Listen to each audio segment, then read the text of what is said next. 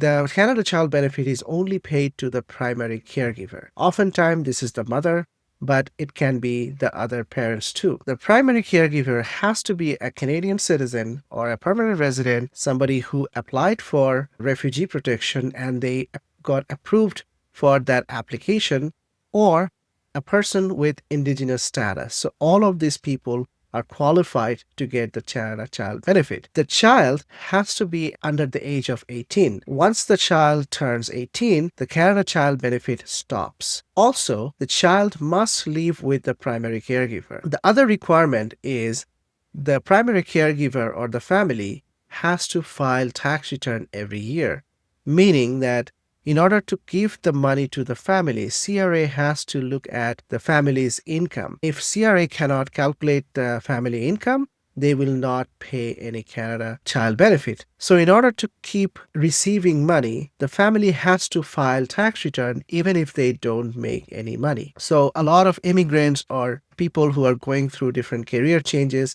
sometimes they don't have income, but in order to get that Canada Child Benefit, the family needs to prepare tax return and let the government know their actual family income. Sometimes temporary residents also qualify for Canada Child Benefit. So temporary workers such as international student, people with work permit, these are typically temporary resident. To qualify for the Canada Child Benefit, the temporary resident has to live in Canada for at least 18 months before they can apply for the Canada Child Benefit. So on the 19th month, since they established the tax residency in Canada, that family will be able to apply for Canada Child Benefit.